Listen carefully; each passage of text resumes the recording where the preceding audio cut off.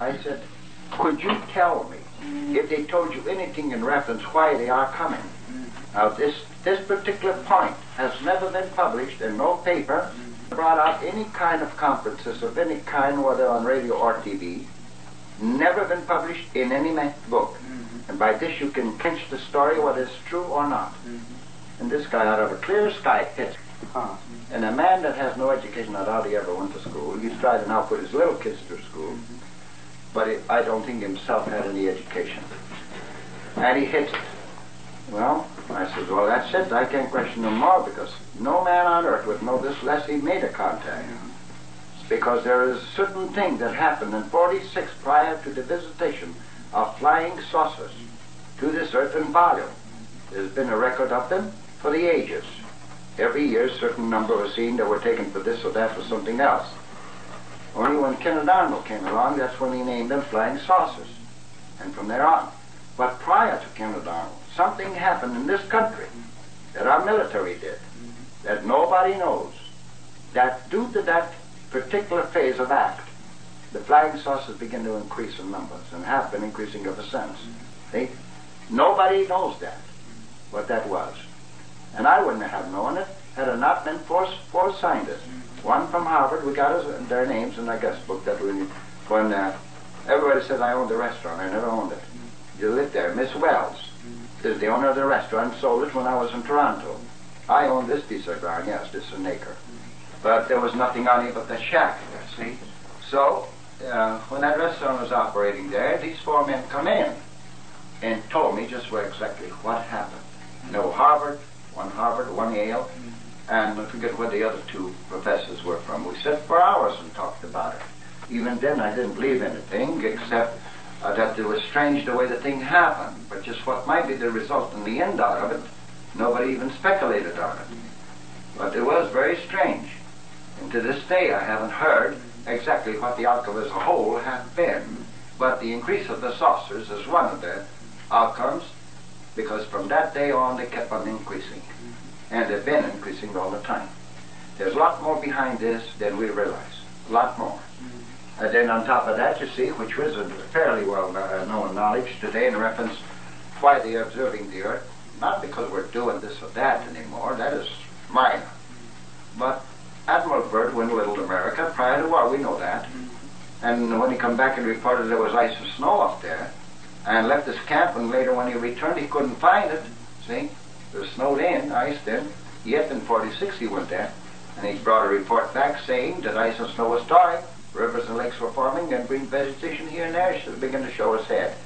Which goes to prove beyond the shadow of the doubt that there had been a shift to the Earth on its axis. Well, any shift of any planet in the system, like a solar system, will naturally change the ordination of relationships between two bodies. And if they are advanced as far as we assume they are, and now we begin to realize that they would detect that. We have instruments, they naturally would probably have better ones. All right, they would detect it, wouldn't know what is taking place. Because any shift of any body in the system like that would be just like a spoke in a wheel. If it shifts out from its proper position, it throws the wheel off balance. There's an adjustment that must take place before that wheel is going to be running on even keel. Well, that's the major thing they're looking for. They're observing that. The shift is still continuing. And even not long ago, our papers down here in San Diego carried a certain percentage of that shift, which I doubt it is that far, because that far we'd be noticing a lot worse condition than we do. But they have at least said that, admitting that there's a shift continuing. Just how far it's going to go is hard to say. And the analysis on the shift, if it is true, as some of the scientists are proposing the idea, that it's when 26,000 year cycle is ending, and will reverse the whole plan here. I don't know where they get it, because we have no record of 26,000 years. I don't think we have. Maybe we have some way, but I don't think so. I have never heard about it. Then, naturally, if we go along the lines of history, and the only place we can go to is the biblical history.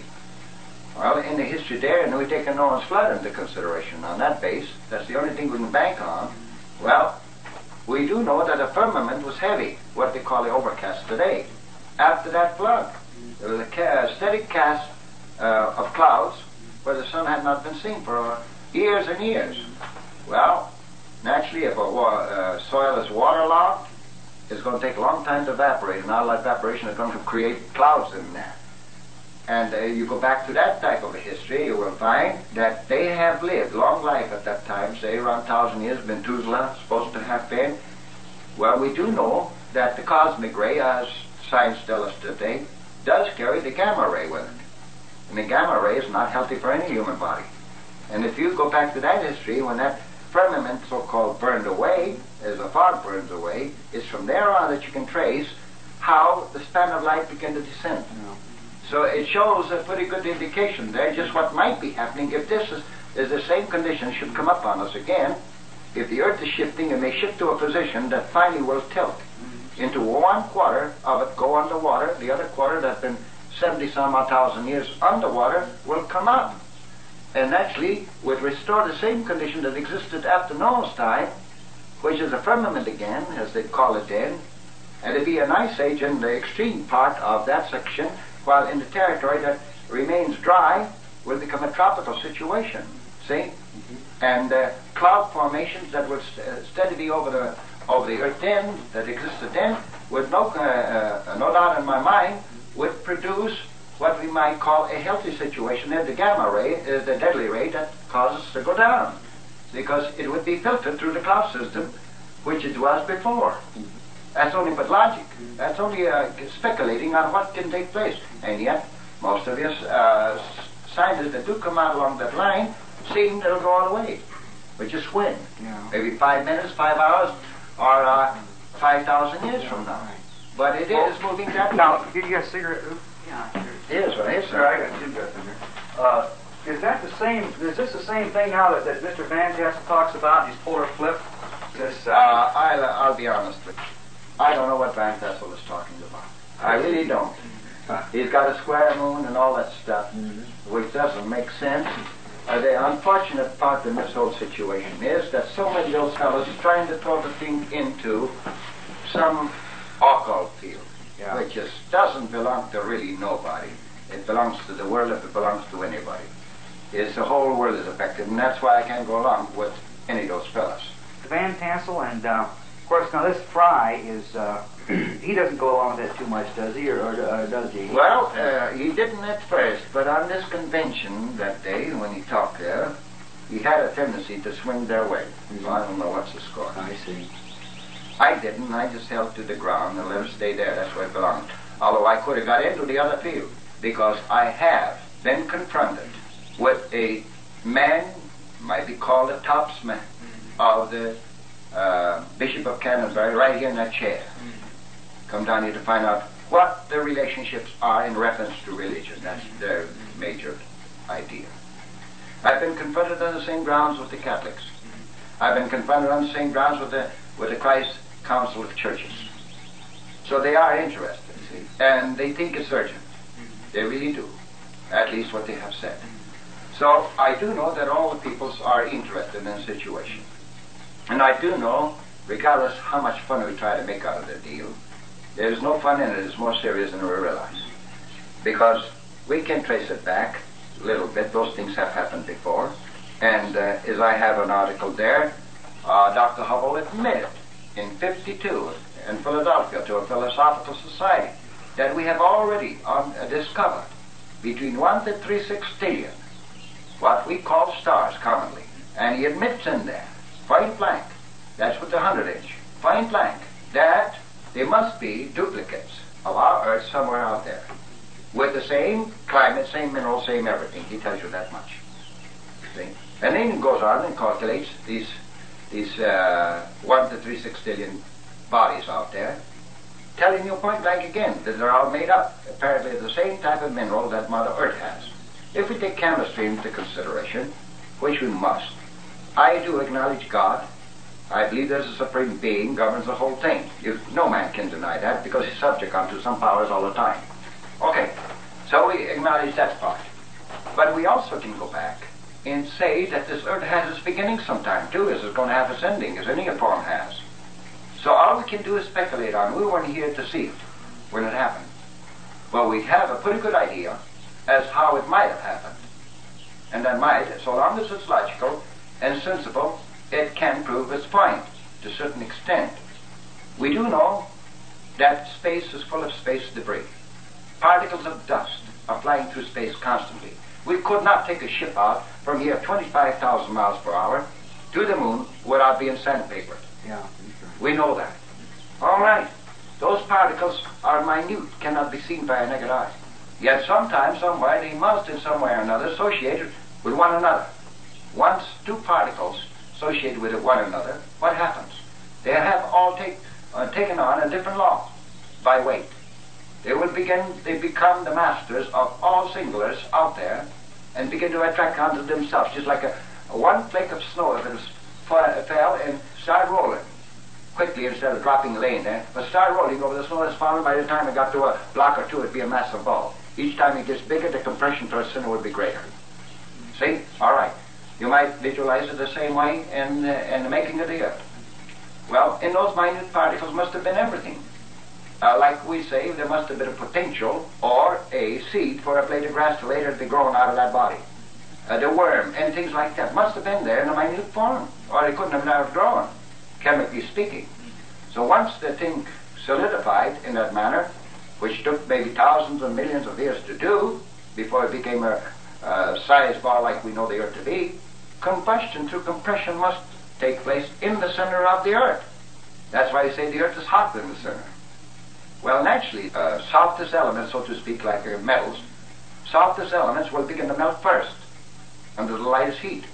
And those are gold and silver and stuff like that. We today mine, we find veins. The veins are not just veins that never could have grown that way, they flow on that way. When they were in liquid form, when the cavity began to form, and the gases naturally had to escape, condensation was taking place in some degree, that water formation began to take place, and the other gases escaped through the pores of this, I call it ball-headed Earth. It had to, because there's nothing so solid but what's not porous. And the pressure to intense pushed itself out, and the ball-headed Earth for the first time starts sweating. What we call it sweat. And as it starts sweating, the more sweat come out of there, the greater the boiling particles going on there, and things taking place within the center of the Earth, the greater amount of it through its revolving began to evaporate into space, which finally created the clouds that did not exist there before. See? Till it finally was not moisture up there, that it finally had to come back and fall back first rain.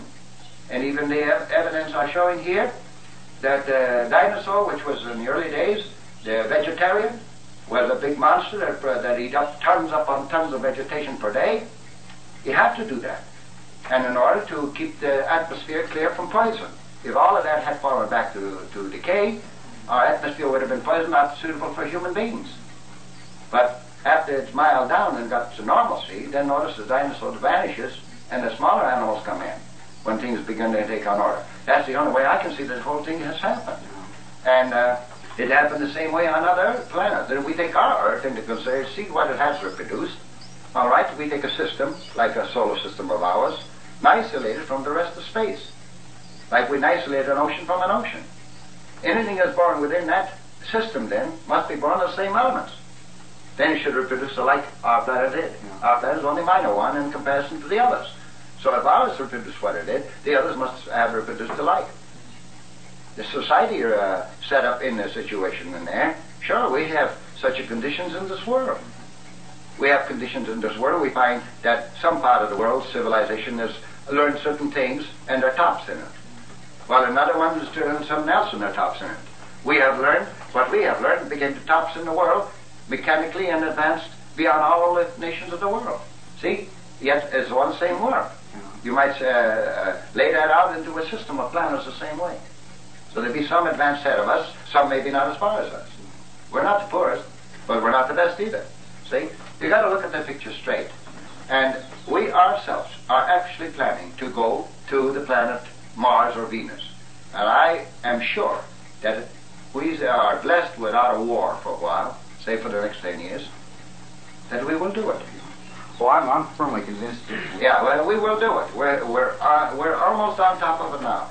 And the only thing we'll have to change, and I've already talked to some individuals from the conveyor that have much on the drawing board in that line already, and probably even further than that. But there's only one thing we have to learn, and we have to learn it before we can make a successful flight to any planet, even outside of our own system. And that is, we have to give up aerodynamics of present day and go back to a new line altogether. Because in aerodynamics, we work on stresses, all sorts of things like that. And we have to build our ships accordingly. All right? But in nature, as far as the Earth is concerned, there is no such a thing. And I have found out that these people that operate these ships, and they're people like ourselves, whether people believe it or not, eventually some of these days they're all going to see them. All right. Are people that have asked this question at one time, as we should have asked. Well, the Earth is revolving at 18.5 miles per second, steadily. We don't even know we're moving. What makes this Earth move on its orbit? Not only is it moving in its orbit, but it's also moving on a 24-hour basis and an orbit of 365 days in the meantime wobble stage. 3 stages. And it's operating in 3 stages. Yet we know nothing about it. We're living right on it. In other words, we're really riding a spaceship. That so-called nature mail. See? At 18,500 miles per second. We're riding that. And don't know a thing about it. So, there's your clue. They have asked that question. No jet engine like we say it today. No wings on it. What makes it move? They start investigating. Maybe we can build a satellite, what we call it today a satellite, that'll operate the same way only man's made. And they have succeeded in that. So there's really no mystery involved. When they make those turns, the Earth makes certain turns too. We don't know nothing about it. Why? If the Earth was to stop this very moment, I doubt what any one of us would know what happened. Because the air, what we call the atmosphere, would be gone just that fast. It would be gone just that fast. And we die of the lack of air. And if it continued to stay standing still, then the energy within the Earth itself would exert itself and start breaking it up. Just like a pilot may go up so high without a pressurized ship, and lighter air, he hasn't got the support for his body from the outside no more, and it begins to expand. The same idea. Okay, so what they have really learned is this. They utilize this magnetic force, as they call it magnetic force. In our early days, it was known counter-static electricity, producing our lightning. We must admit that when there's a flash of lightning for 2-3 hours going on like it does in California sometime, that seemed last year, very remarkably, that only all the power plants hooked together would only produce one flash like that, and that'd be the end of the power. Yet here it goes on for hours. There's plenty of it there. Okay, they realize that. They hooked onto that power. So they have power wherever they want to go. They have excess power to this point. They only utilize 10% for propulsion. 90% they must dissipate. What do? They dissipate it from the skin of the ship. Saying what we call the skin of the ship, the surface. All particles in space are negative to space. Space is positive. So all particles that would otherwise hit that ship or the body of the ship are repelled by the negative radiation from the skin of the ship. The negative repels the negative. So they never touch anything, even a meteorite. Because what they have actually produced through this dissipation of this excess power is produced an atmosphere around themselves, own gravitational field, in a wavelength system, like you drop a pebble in a still pool of water, and you see wavelet after wavelet going on. You can assure yourself one thing, that if you can measure it correctly, you will find if your ship is pressurized, according to our law, at 14.7 inside, that the first wavelet radiating from the skin of the ship is also 14.7. It's from there on she begins to descend. See? And when they see trails of these things, and see sometimes sparks flying behind, it's not coming from the ship. Maybe that radiation is extending 50 miles, 100, 250 miles away from the body of the ship. And it's there where the fringe of it is that comes in contact with the fringe of space, or space itself, or our own. See? And that's where the friction is set up. So the ship is right and cool, right on through. They don't even know when to make a turn. I usually use this illustration in the explanation. You take an egg. Everybody knows what an egg is like. All right? The yolk of an egg is the solid part of that egg. If you know, the white of an egg is just like air would be around the Earth. All right? The shell of the egg is the fringe of the egg, which is the crust. If we were to put a man on the yolk of an egg, he is submerged in the white of an egg, is he not? Then we throw him, throw the whole earth. Would he know he'd be thrown? No. because the friction and everything would be on the extreme part of the egg, which is the shell of the egg. The inside of the egg wouldn't know a damn thing about it.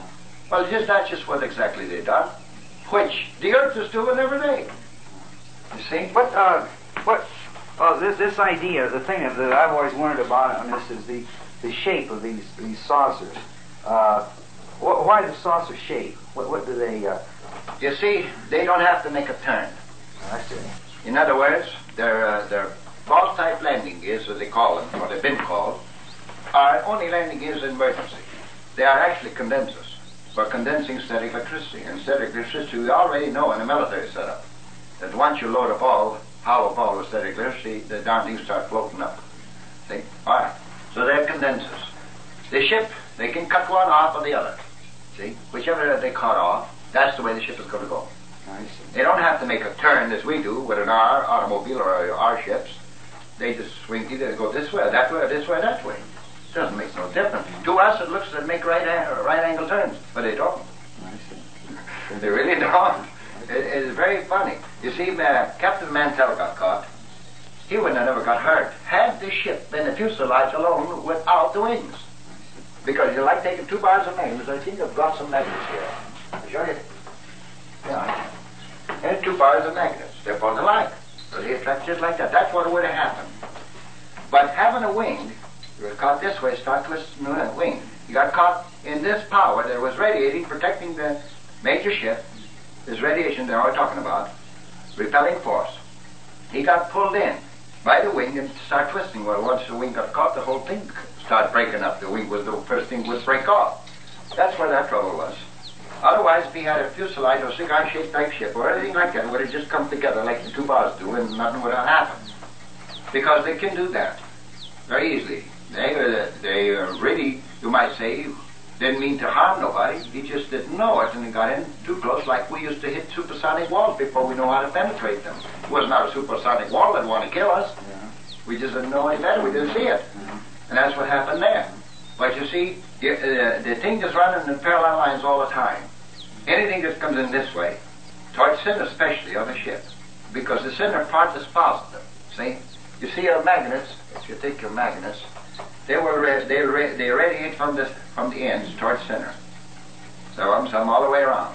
Well, I always even question this now. I think of the question since I've learned how they do things, and that is, they say that our Earth, North Pole and South Pole. I wonder if there is one, such a thing. Because one would be negative and the other be positive. Wouldn't that be true? According to our magnetic law. Yet, I say the center of the Earth is positive, so both ends must be negative, instead of one positive and negative, because the force is working this way. Yeah, that's what you mean, yeah. But here's the point. I don't know if you got into the psychic field thing or not. Have you? No, I never have. I mean, listen to some of it. Yeah, I've listened to some of it. You have? Well, that's to me now. Let us get down to common sense. We don't want to get fooled, and I think our government deserves all the true information of a clear-cut nature that is possible to get. Because the better we are informed, the better we are fitted for anything that might come. And that is, we must admit that a human being is a strange animal. He is made up of every element known on Earth, as well as in space, because he breathes it.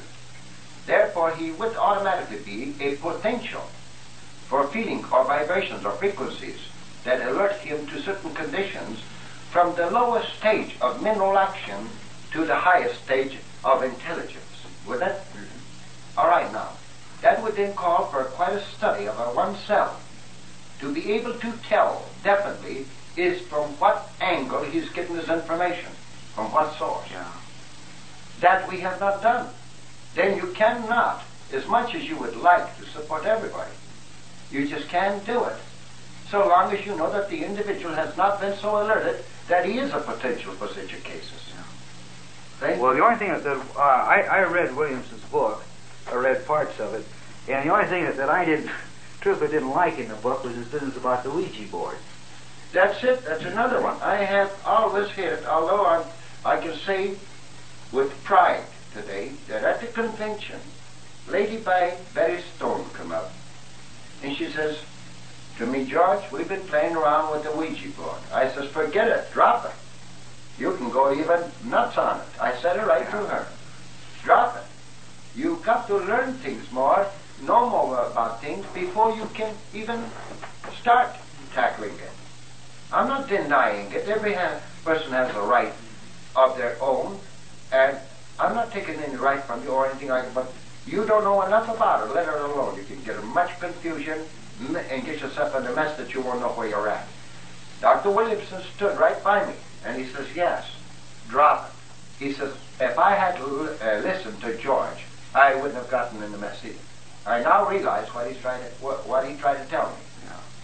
But you see, nobody's trying to listen to you. Think that you're trying to dominate them or something else when you try to correct them. Sure, if you charge them $25 for a lesson, they'll grab it and pay for it and try to learn, but you try to give them some information for their good without cost, and they think you're trying to dominate them or something. That's the big trouble. So you see, therefore, a person got to be very careful to acknowledge anything. It calls for a thorough investigation on the whole thing from angles. If you can get down to the brass core, you at least should have some logical feel in which the thing will explain itself. If you can't do that, then the thing is no good. Well, now you say that I didn't read Williamson's book too carefully, as I say, but the first man that picked him up was a ham radio operator, wasn't it? Williamson went to, wasn't that his story? No. The way I have been informed was a man in the Santa Fe ticket office that transmits your messages on ticker to the next station as the trains go by and so forth. It was in there that it's supposed to have happened for the first time. Yeah. I see. Yeah. I see. Well, now Williamson is tied up with this person from Detroit, I believe. You mean Harry Madej? No. Miller? Miller. Well, I heard Miller that day. Now, he had some good sound logic. Let us put it that way. Yeah. Logic that could work in very nicely. But when a man comes out and says there's 3,500 Martian ships will save humanity, I say to him and anybody else, that's a lot of baloney. Well, I talked this Miller out there at the convention for quite a while. He's the only one I talked to, actually, very long. And, of course, they're working on this business now, this infrared light beam. That's right. I've seen that they had those two little gadgets up there. What that is, I don't know. That's an invention or discovery, or whatever you may want to call it, of John Otto.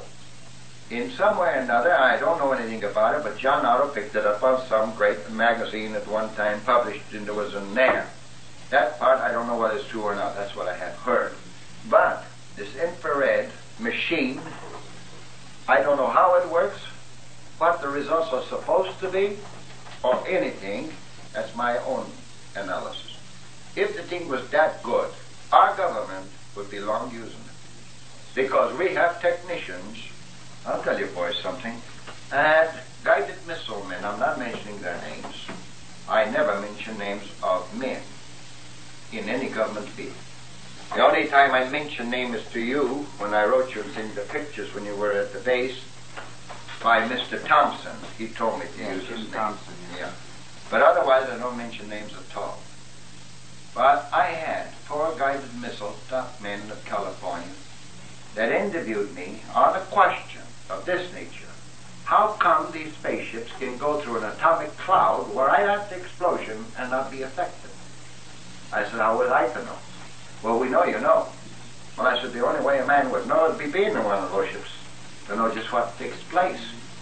Do you mean that I've been in the ship and I should know? We know you know. That's all they said. They wouldn't commit themselves, see? One way or the other. Well, then I told them just what the result is. I mean, they said it was good. It's good for defense. So from there on, I won't go to talk. But good for defense. Then they asked me if I couldn't become a consultant to the guided missile job. I said, I'm no mechanic. I don't know anything about mechanics. I couldn't construct anything. I did play around with radios when they first come out, crystal sets. But that's all. And, well, you don't need to be a mechanic. We've got men that can do anything that you tell them.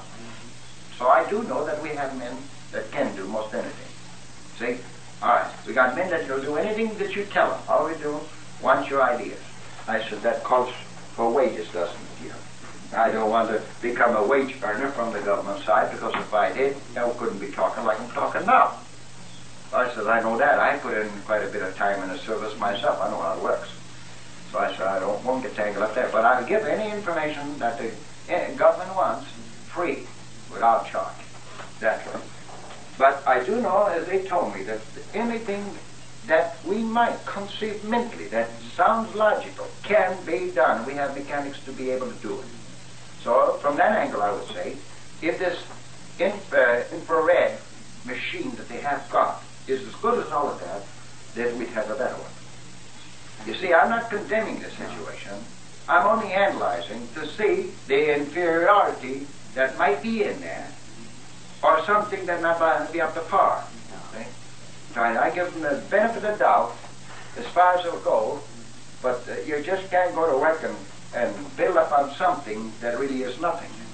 Okay? You've got to handle it, because this, as I said, is too big a thing, and we can learn much from it ourselves.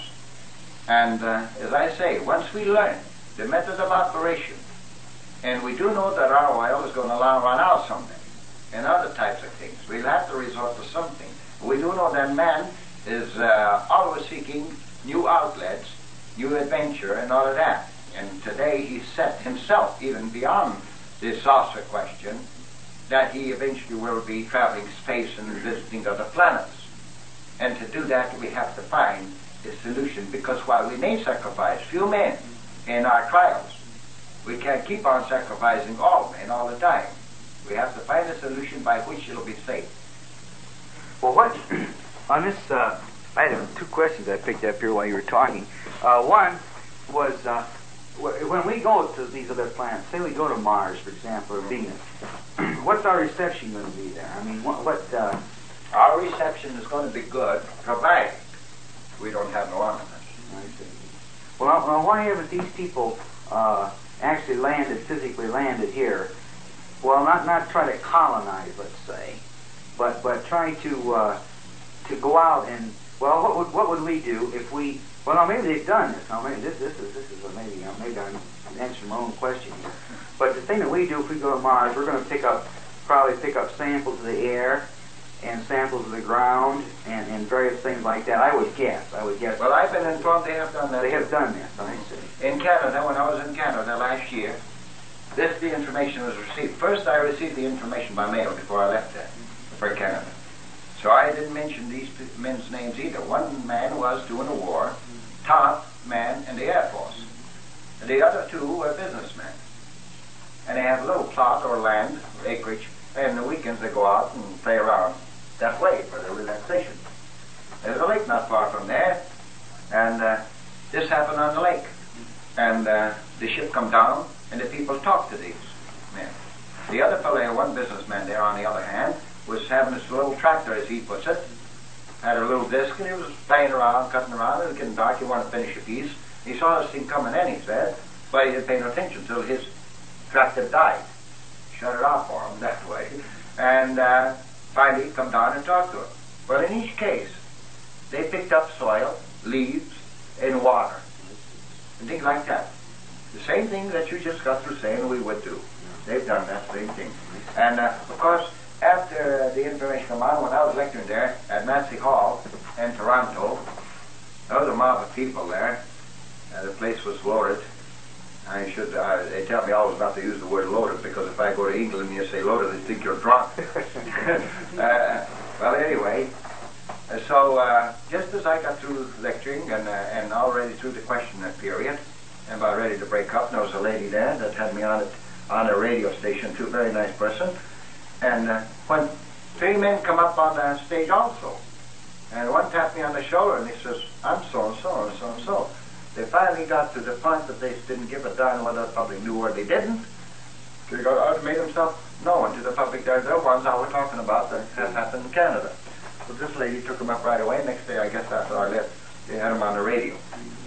But one was a big businessman, got several big jewelry stores, and another fellow is in the hardware business, also with a number of stores.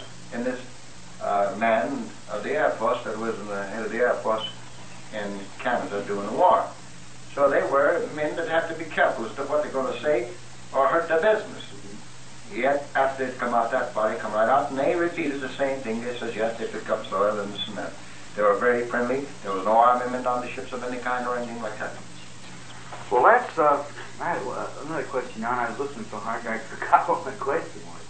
But, well, Don, you were down in Mexico, and you say you talked to this one man that had also contacted you. Oh, yes, he spent the whole night. He spent the whole night with two spacemen. And here's another thing. This was the first time of this type. The fellow did have a helmet. Both of them did. First one man proportion, then the other. Did have a helmet, but he carried it under his arm like this. He didn't have it on his head while talking to the man.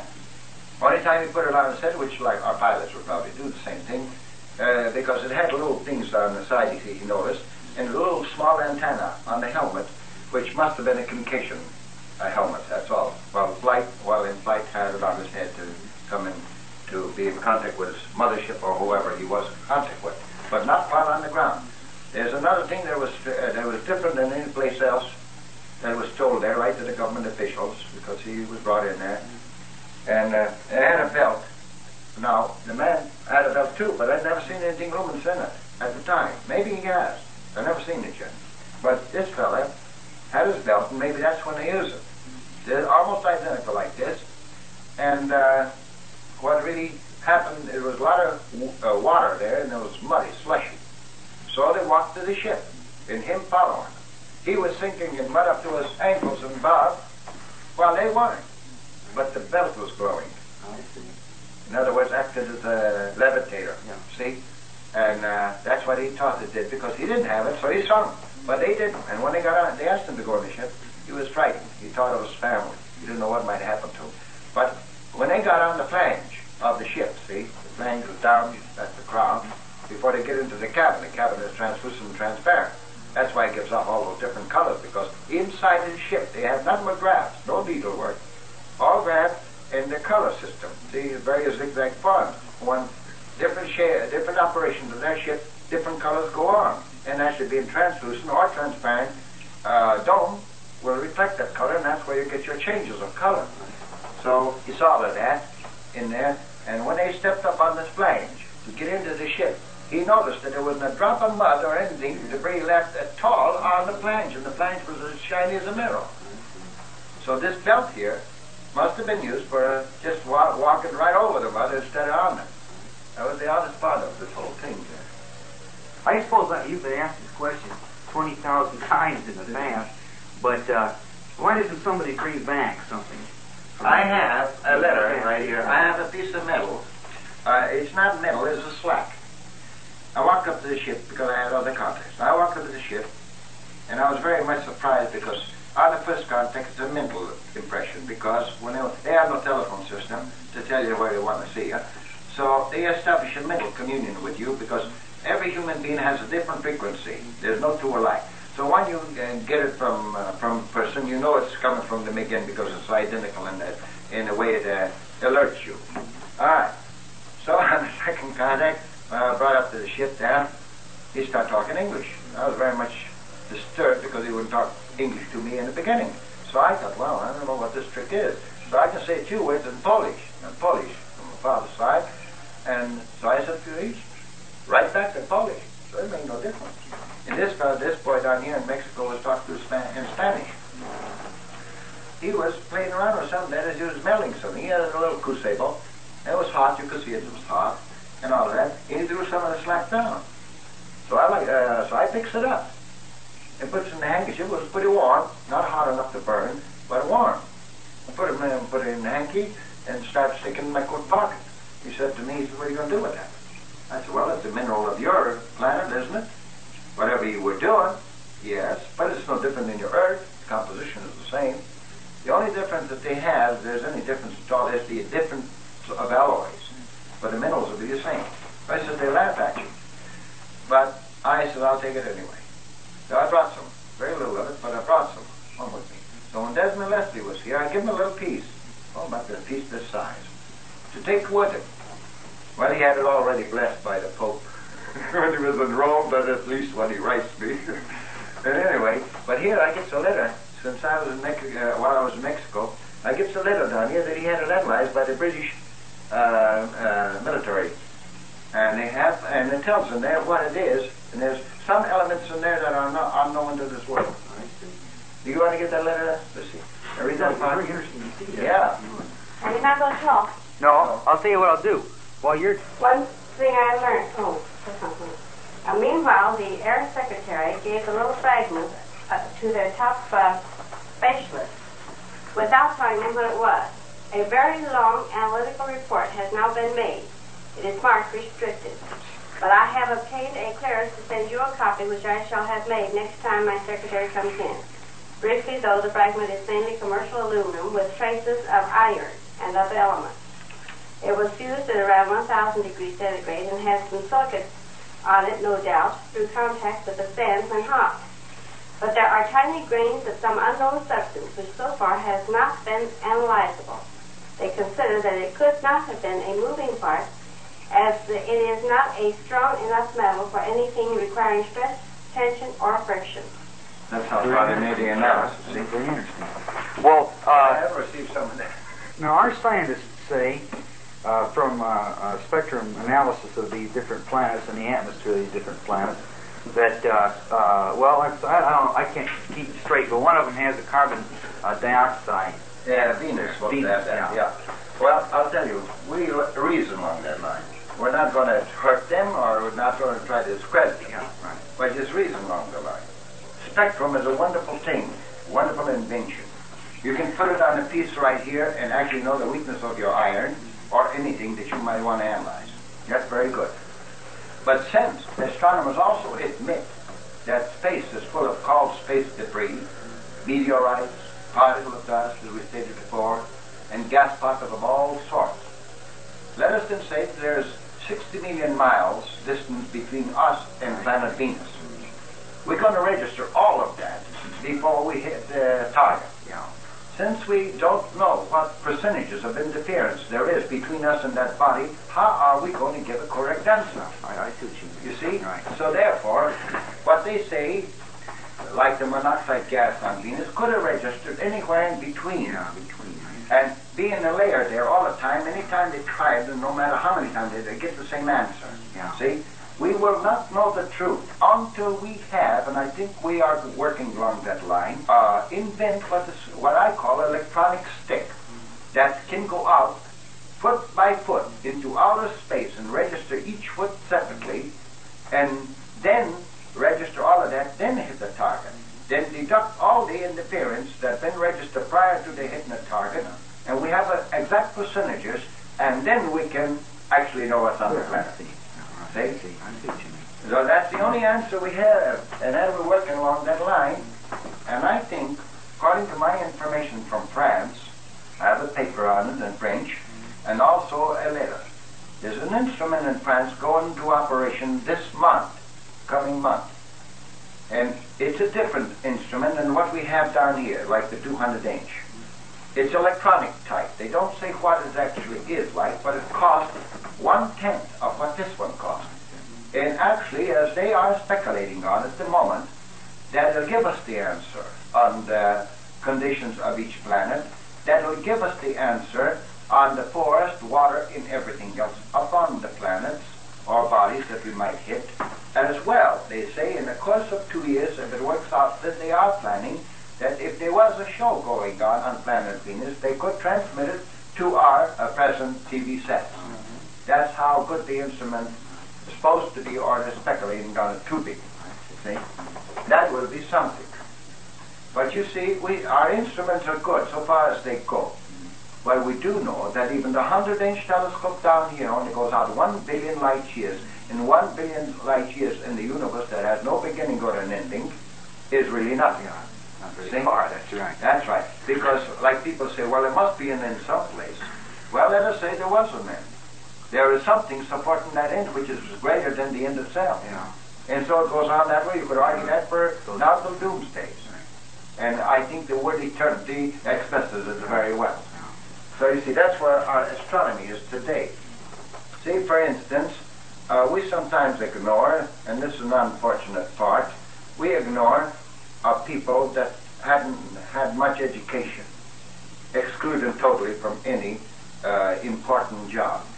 I'm going to give you something that I happen to hit some astronomers on. I didn't mean to do it in the harming them or anything, but I happen to question them.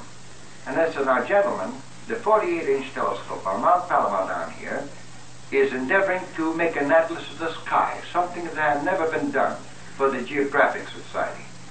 And it's been in operation for quite some time, and it's not getting very far.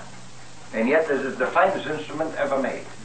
But supposing that a man come to you, there were four of them, supposing a man come to you and laid out a map, the atlas of the sky, what would you say? We'd say he was a genius. I says, but in the end you'd ask him why he got his education, wouldn't you? Yes, we would do that.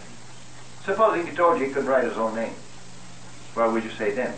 Well, they would be wasting our time. We'd just throw the map in the wastebasket. I said, that's what I thought you would say. I said, let me say something without any harm. According to your present statement that you have made, you have admitted right here that you are, as a science, founded on what is today in modern times termed colossal ignorance. What do you mean by that? Right away I spoke up. I says, just a minute. Isn't astronomy founded on the zodiac? Ancient zodiac? Yes, it is founded on ancient zodiac. Who constructed the ancient zodiac, according to history? It was a bunch of sheep herders living by night, watching the sheep, having nothing to do. They had no education. Schooling system was unknown in those days in the way it is today. But they observed the sky so well that they marked out its constellations and so forth.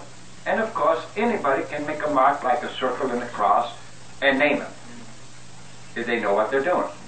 Because I can take a child, 3 years old, put him in a sand pile or younger. He will too make all sorts of figures with his finger.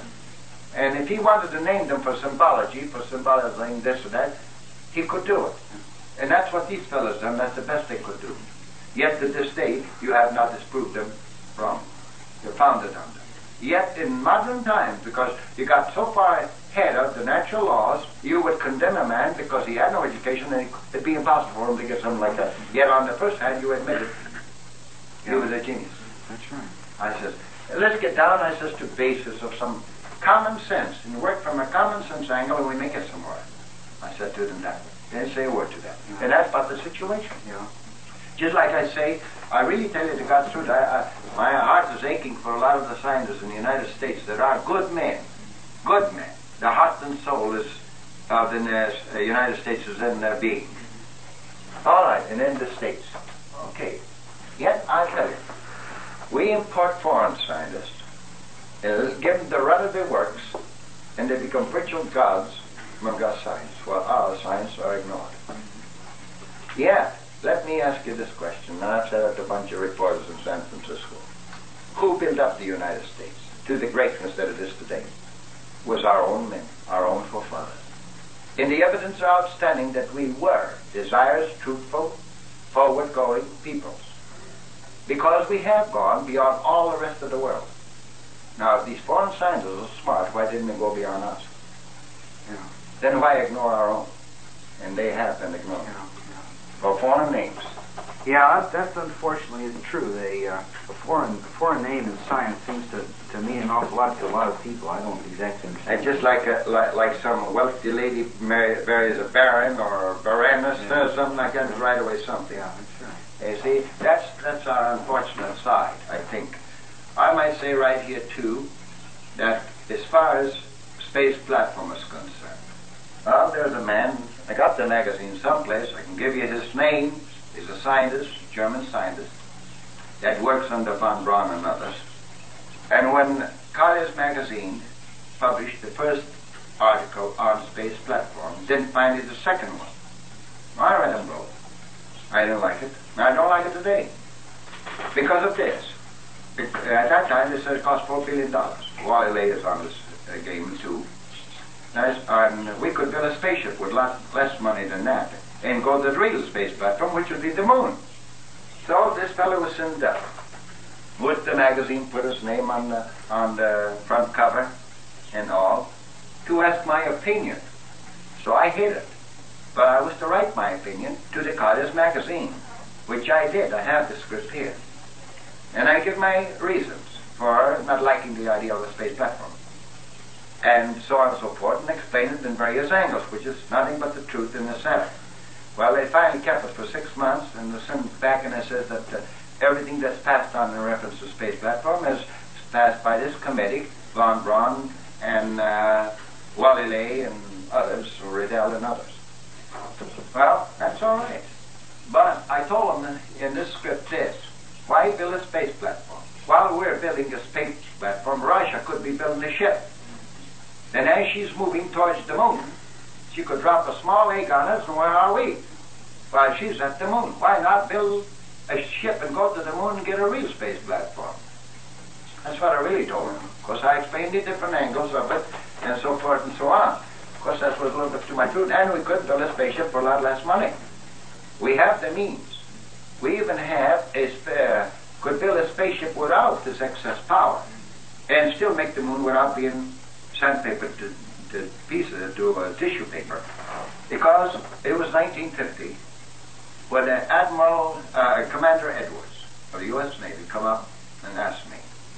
He said, George, would you go to work and draw me a spaceship that could travel through space?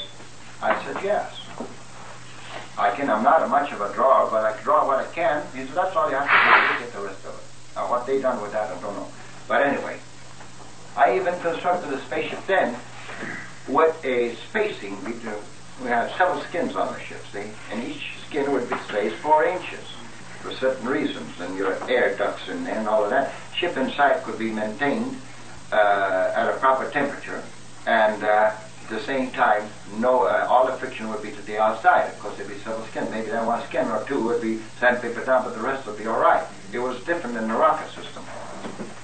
So he took that, and I understand there was a test made on a model. And as the test was made on that model, I've been told from sources I shouldn't question because I think they were true, knowing what the position was, that it was finally tested at 10,000 Fahrenheit, and they called it finally a Frigidaire. That's how cold it was inside. But they did extend it. They did tell me that on the model they extended to the 6-inch wall instead of 4 inches I had given them at first. So I do know that a ship could be made, just like that, and go to the moon without any harm, without losing any lives or nothing, and make a successful trip. I do know that. And it could be done. And even then, even in an artificial form, to duplicate what the spacecraft or the saucer are doing, we can even do it now, in an artificial form. Because we can create enough electrical power by a small apparatus in the ship, since they carry a lot of weight anyway. This wouldn't be even the weight that we carry today, and could create a repelling force from the skin of the ship even now, and go out in a ship that way. So there's 2 ways we could really go right now.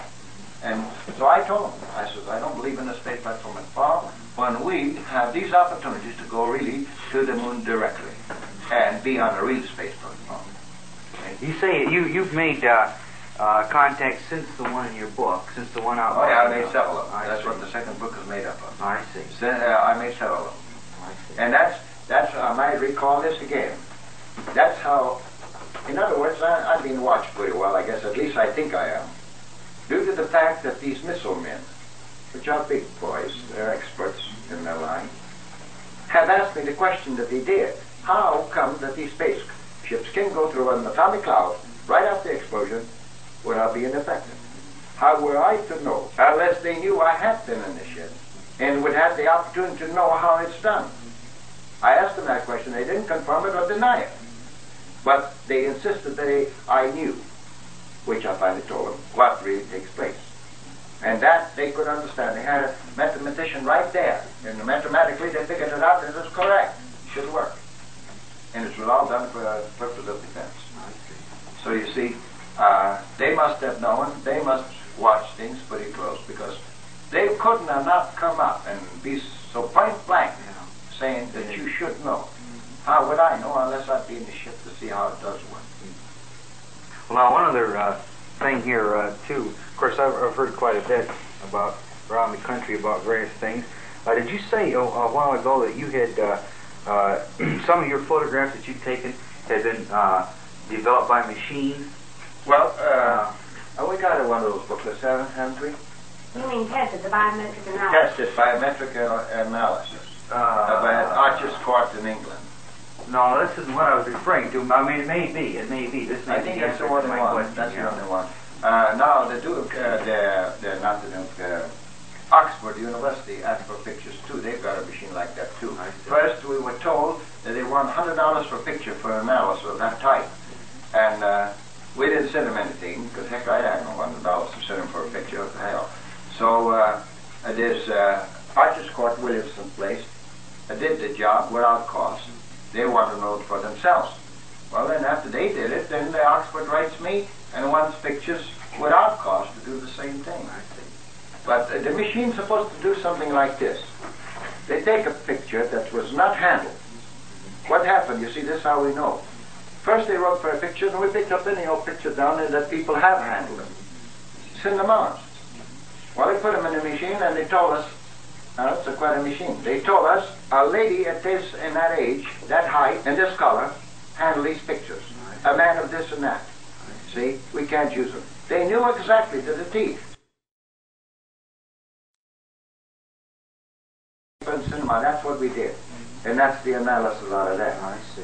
Yet there's one there, speak of one there, which is the one that shows over in the picture, over I haven't got it here, but where it's going over, disappearing over the mountain, and just on the edge of it, just like it was sitting there.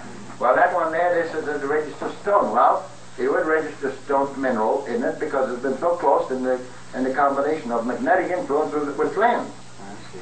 But they even give you in there, in Krantz, did you see Krantz's book? No, Space, Gravity, Flying Saucers? No. Everything. He's an engineer, very good. It shows you different angles. It gives you a lot to think about on overcoming gravity. He speaks of it in there too. Well, they went to work so far as to state how many men were in the ship at the time I talked to them, how tall they were, and everything, right to the teeth. And this is the group that did it, Archer's Court Research right. Group, and that's associated with the Society of Metaphysicians. Yeah. Archer's Court, Hastings. Yeah, they're the ones that did that. I see. And then this in the back, there's, I know some. Flying Saucers? No. He's an engineer, very good. It shows you different angles. It gives you a lot to think about on overcoming gravity. Well, anyhow, he speaks of it in there too. Well, they went to work so far as to state how many men were in the ship at the time I talked to them, how tall they were, and everything, right to the teeth.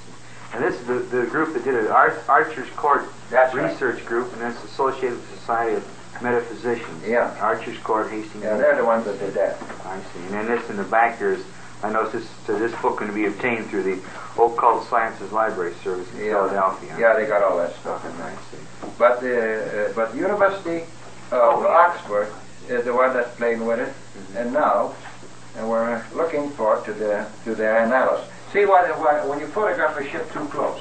I photographed this one within 50 feet, and this is not my development or my photographers.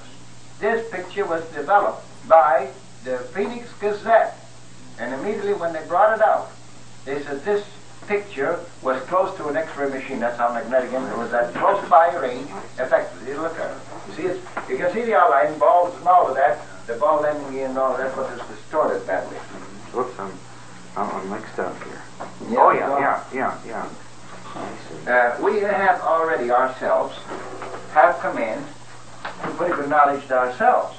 Here's an article, polio patient job, defeat gravity with a machine. We already got a machine in medical science that has already overcome gravity. Right here's an article, published in Denver in '53.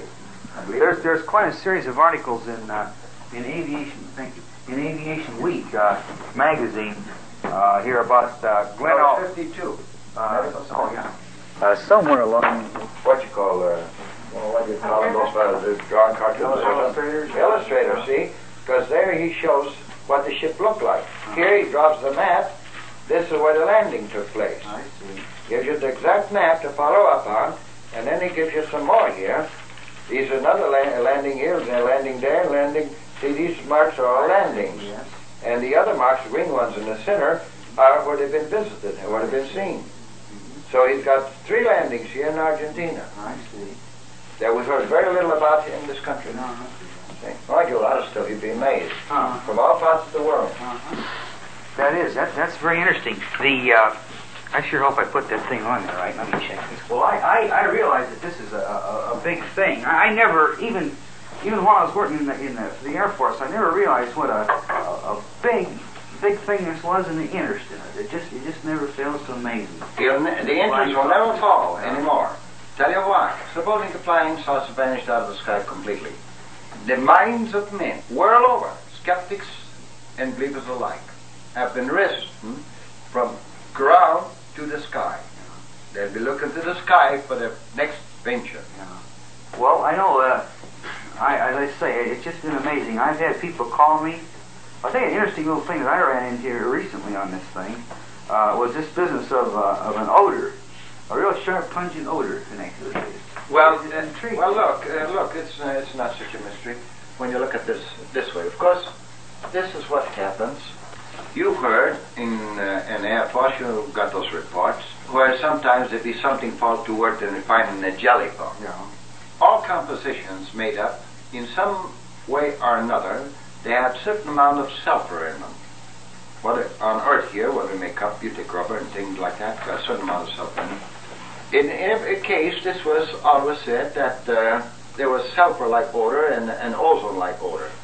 These instruments that they send out from the ships, that's for testing, just like we send out weather balloons, except these are remote control. They're anything from 20 inches to 12 feet in diameter, and not piloted. Those fellows are not. They send them out, and they register everything in the machines, and also relay them to the mothership from which they send out. They lose control of them, and they blow them up in the sky, and that's where you hear an explosion once in a while. They don't want them to come to the ground intact. And sometimes they catch them a little late. So then they come down already in the disintegrating form, from solids to liquids, which is your jelly state. And by the time you have a chance to pick up the darn jelly, that's gone. See? And all you have is an odor. Yeah. That's a composition of the thing that gives off that odor. Where if a ship was to come through here right now, you could smell the ozone odor, which is electrical, for days thereafter. We had one come awfully close down here. I thought it was going to wreck my telescope. My God, and you could smell it for days through here. Very heavy ozone. I see. That's where those different odors come from. Yeah, I picked this up when I went down and talked to the scoutmaster in Florida. They got burned down there. This Sunday. You know why he got burned? I've learned it. I've learned it. You can correct that in your book now if you want to. Okay. Which just makes really sense. Yeah. Really makes sense. He was either frightened or belligerent. When the ship was just over his head, he took that machete and struck at the metal. And each time, a piece of the blade broke out, which was his luck. Had it stuck in there, he would have completed the ground, completed the circuit of electrical machine to the ground and have been killed. So in order to save his own life, they shot that ray at him to get him away from there. For his own safety, that's what happened. Because you can see electrically. You can get a hold of a hot wire here if you're not grounded, brother, and you can hold it. But brother, when you go to work to get a hold of it and complete a circuit, you're through. That's right. And that's what would have happened there, see? Just like turning on light when you're standing in the bathtub. You don't want That's to do right. It. That's right. So you see, that was the reason that was done. I learned that from them. That's what I said, why did you shoot this? It wasn't the same men, but I said, why do they shoot the ray at a person like that? He says, well, if they had not, the man would have been dead. I see. They just frightened him enough away from there to save his own life. That's what happened there. And when you analyze it yourself, then you have to do some work yourself. When you analyze yourself on the laws that we know, well, that's the only thing you could do is to save him, because the machine is electrical, as we know it. You stick that blade in there, let it stay in there, you have completed the circuit. Well, just as an interesting question here, since you've written your book, what is your mail run? I mean, you get quite a bit of correspondence. Oh, God. We're 2,000 letters behind, and we have 3 stenographers answering them. For gosh sake. Oh, from all over the world you get it. I answer all of them because a lot of them are very, very scientific questions. And I like to get more on some of them. I get mail from all types of scientists and everything else. So really, I'm telling you, it's killing, because it's costing us $100 to $150 a month for stamps and paper. I'll be darned. We can't answer all of them. No, we can't answer all of them. We even got a form letter that we send out to kind of satisfy some of them. Still doesn't work. I'll be darned. How many different languages does your book come out in now? It's now in about 8 or 12. I think it's about 12 now, and it's still a contract for 8 more. I see. That haven't been published. Huh. So, but there is not a spot in the world that something hasn't been said about it, either pro or con. Yeah. I just like you'll be hearing this, so I'll give you the straight of it. Went to Mexico. I went on a visit there just for a rest. And I'd never been there, so I thought I'd enjoy it, going different places to see some wonderful things. They had a lot of wonderful things there. Well, the first thing, there happened to have been a salsa club down there that had been established by pretty wealthy people. Well, they said, would you give us a conference, which is a lecture, help us out a little bit? I says, well, that'd be all right. I came here for vacation, not to work. And I says, I haven't even got that kind of permit. I knew that you had to have a permit for it. They said, we'll tend to that. The citizens of Mexico. So I said, okay, you see that my permit, everything for the lecture job in this theater here will be exact. I said, you people going to charge, aren't you? Yes, we're going to charge to kind of get our club going. 5 pesos, that's 40 cents. I said, okay, when you get everything ready and everything is okay, why, I'll give you a talk. So I did.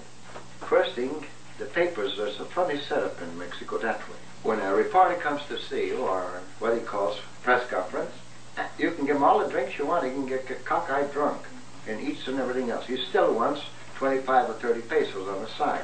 The 70 of those reporters would cost a little bit of cash. Well, that didn't happen, so they were mad in the first place. So finally, the next day, which is on a Tuesday, I went to work and it says that I lectured without a permit. So then the paper down here, or the papers wouldn't against me there, and the way they blasted it, the whole thing, they said that I come to promote my book. And I want to get a penny from that book every time it sells. Up there, the way the thing was written up and the contracts and all of that made. So what the hell do I want to promote that for? So anyhow, but that's what they said, which was not true. But they took that up as a kind of revenge. But in spite of that, the guy sold out all the books. You couldn't buy another one. In spite of that pro and con, he was opposing it. In the meantime, I publicized a lot of the book, and he sold out all the books. You couldn't buy another one there to save your neck till he got a new edition. So I was called before the immigration officer. I showed him my papers and everything else, and everything went all right. And American consul was informed about it, and he says, "Okay," he says, "you're innocent, and if you're just innocent victim due to the ignorance of our citizens." They thought they had everything clear, they didn't, so they called him. So I was from there on free. But they did say in the paper that I paid 500 pesos fine, which is $40, which I didn't. But it shows you how those papers were run, which I didn't, and nobody else did. Even those people that did make a mistake, was at fault, didn't pay. The following day, I was deported. The next day, I was arrested in jail while I was at Marriott Cristana Hotel all the time. And you should have seen the fun around there, the bellhops and everything else. Gee, this is a nice jail you're in. All that kind of stuff. You can't bang on paper. And then the last one, which is the hardest one, 3 reporters have met me at the airport, have talked to me as I was leaving for Los Angeles. By now, I'm eating at dinners. That was Saturday night. Here I deliver a lecture to all the government big boys there on a Tuesday, and a cocktail party with it. And then left Wednesday. They had me put a Saturday in Los Angeles eating the dinner. So that's how far you can go with a lot of the papers. Gosh, those Fisher. Never seen anything like it. But anyway, then when this government conference took place, they had this El Figaro, which isn't the government. They'll publish anything for the government. And the government calls them in always, see? So they're the only paper that works with the government. They were in there, and here we are. I'm sitting among all these big boys, and all of that in the center, and the oldest technical organization in the world, and all of that, and the pictures are taken of me and the whole works here, and all of that, and that's going to be in the paper this Sunday, as it comes out weekly, this Sunday or next Sunday. If they didn't get it ready by this Sunday, then it'll be out next week. They're going to send me some of them. I'm wondering now, because that was a scoop for paper, what they call a scoop in this country. Would have been a scoop for them anywhere there too. But you see, because they misbehaved, the government ignored them completely. When this little paper comes out with that stuff, what a holler is going to be there. And just they stick their necks out so darn funny. Yeah. Savvy there. Oh, they're, I know newspapers.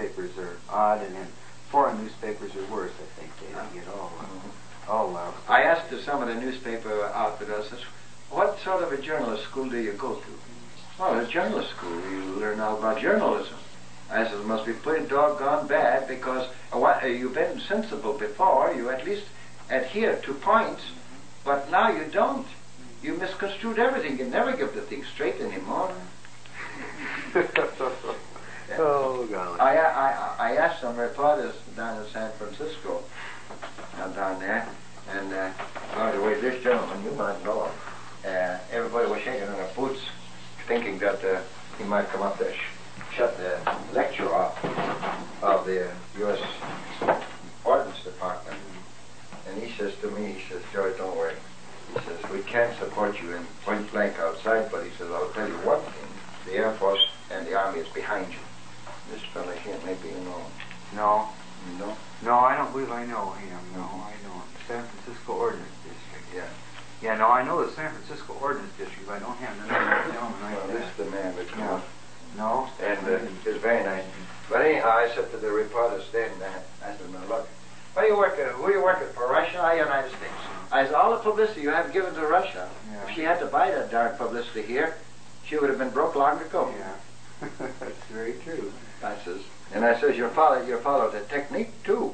And they says, well, no, we don't. I said, the heck you don't. I says, you claim that Russia, if they want to put a finger on a man, they just put a finger on him, publicize him a lot. By the time he gets to the court, he's already condemned. The court can't do anything else but convict him. You do the same thing. You never show the other side. What are you talking about? I said, who are you working for? I got a little irky. Well, but that's the situation. There it goes, You know? Wait, I got it in the other. I'll show you some of the men that I met in Mexico. Really nice. Did you go with me down there?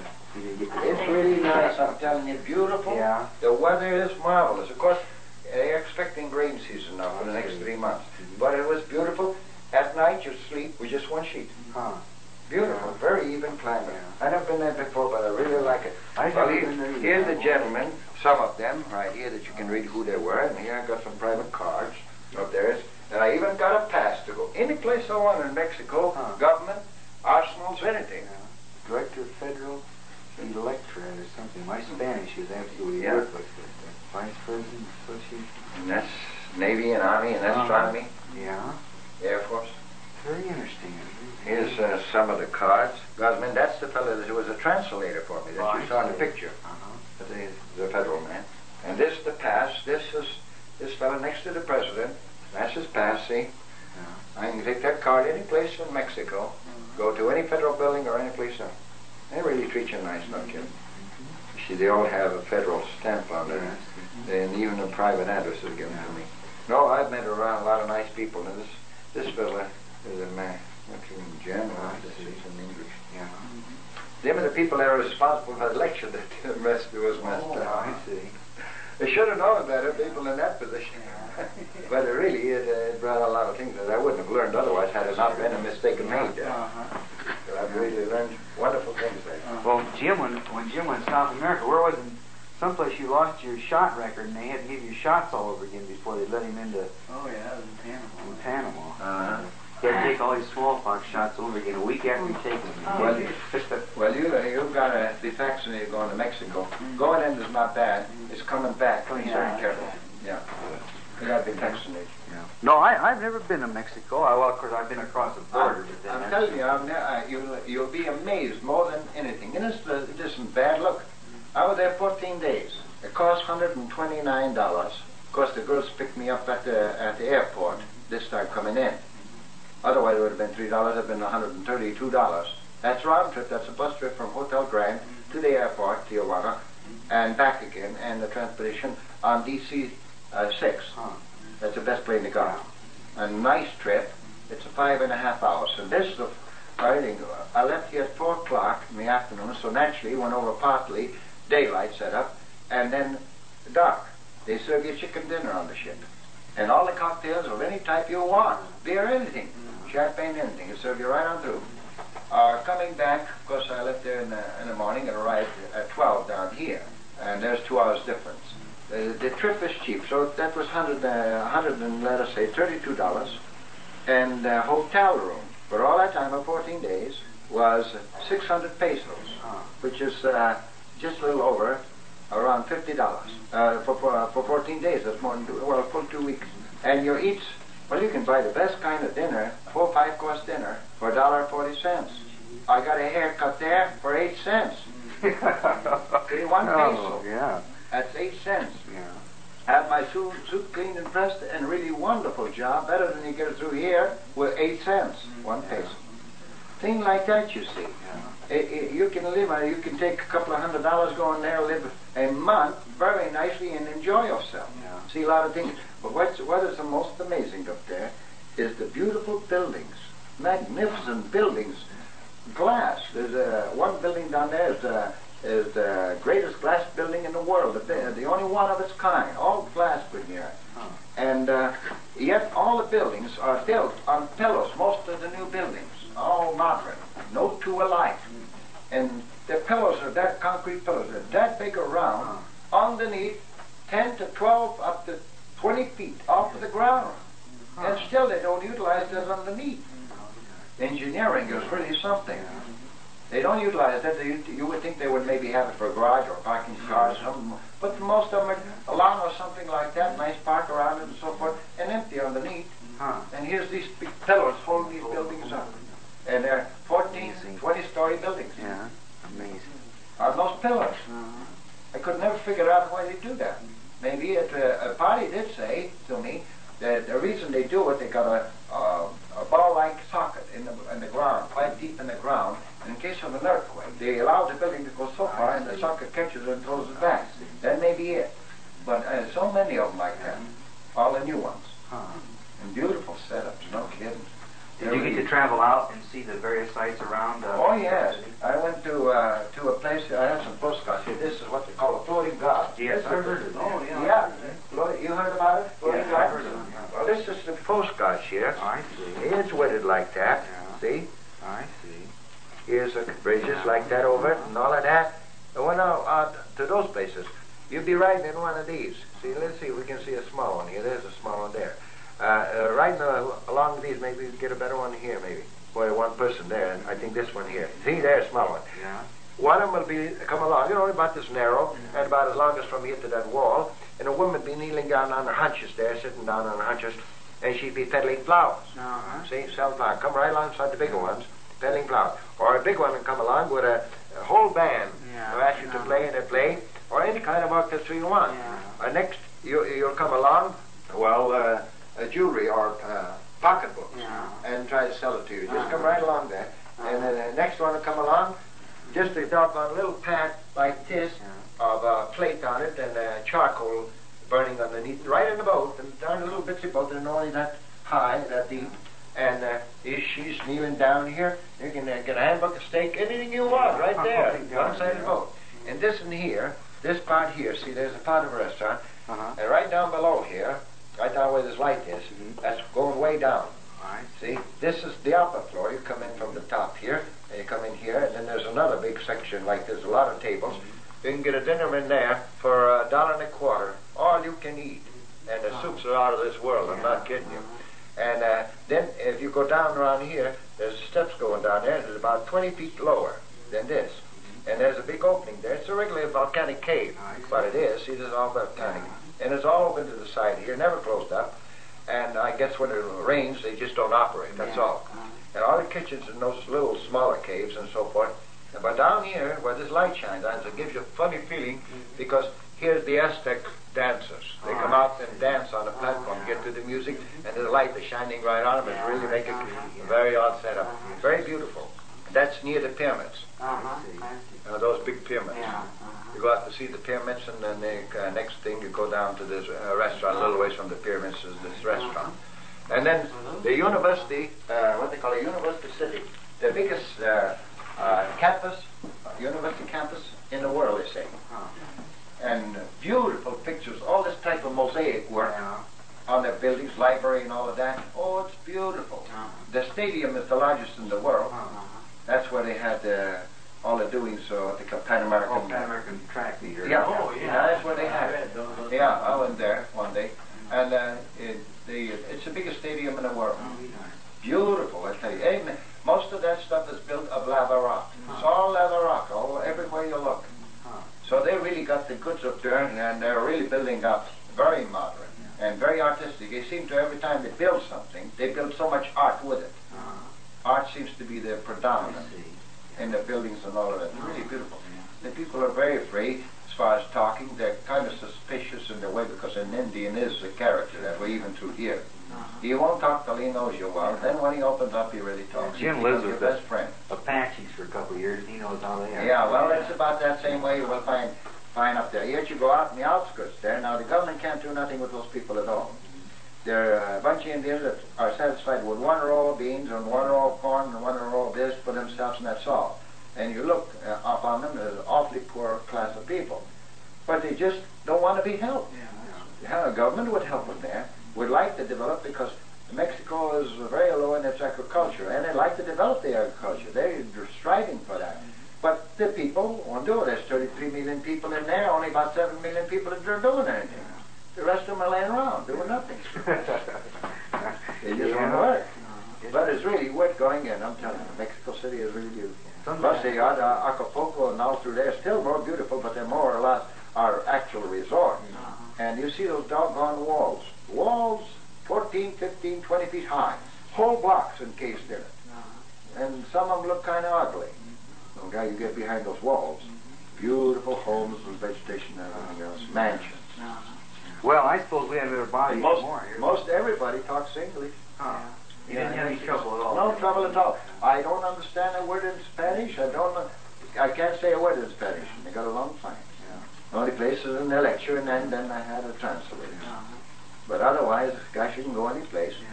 Now in the drugstore up there was a Chinaman running. Oh, very clean, slick, up to date. Drugstore, I wanted some shaving cream and some razor blades I run out of already. I went in there and asked for it, and they talk English. Only one place I went in there and tried to get soap. And that's a big department store. And the girls behind there didn't know what I wanted. So I pointed out, it's Lux soap, bar soap. But, boy, you just got a wad of money. You tip five pesos, it's $5 to them. But to you, it's only 40 cents. Makes you feel like a big spender, doesn't it? It does, no kidding. Because you have so little on yourself, you know that. You're limited too. Yet here you get so doggone much. For every $10 that you cash in of American money, you get 124 pesos. You don't mind, you realize that there's a nice job for you and money, so you give them $5, $10, their money. To you, it's only 40 or 80 cents. And it's nothing for us to drop $1 for a tip here. See? So if you drop $1 there, it's really $12 to them. Oh. It gives you sort of a satisfactory feeling, because they do appreciate the own pesos. And to you, of course, it doesn't mean much. You're really not going on and being a big shot. You're more or less normal. In the meantime, they think you're doing them a lot of favor because they keep so much. Well, you go for all day in a taxi, private taxi that takes you out. There's 1,000 taxis in Mexico City or more, and they're all owned privately by individuals. You spend a whole day. They take you out in the morning by 9 o'clock, and by 5:30 and 6 they bring you back. 30 pesos.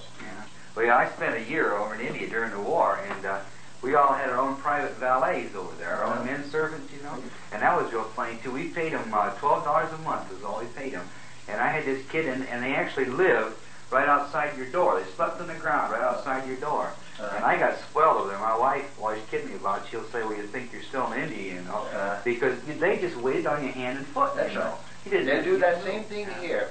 There's a couple come in there with 2 little kids. Well, they want the time to themselves. So they got this girl, Mexican girl, to take care of the kids. So they give us so much money, you know, so much pay, so many pesos. She right away took the taxi with the kids, took the kids out to a park. None of that, they were free. And all they pay them, maybe $5 a week. Yeah, that's right. That's 5 pesos a week. That means 40 cents. That's right. Really, you can say down there. I wanted to go to Guadalajara, but I was so darn busy with all of this once got to go, and I couldn't get nowhere. I'm going to go back though, and that's where all the Army and Navy officers of the United States are settled. You know,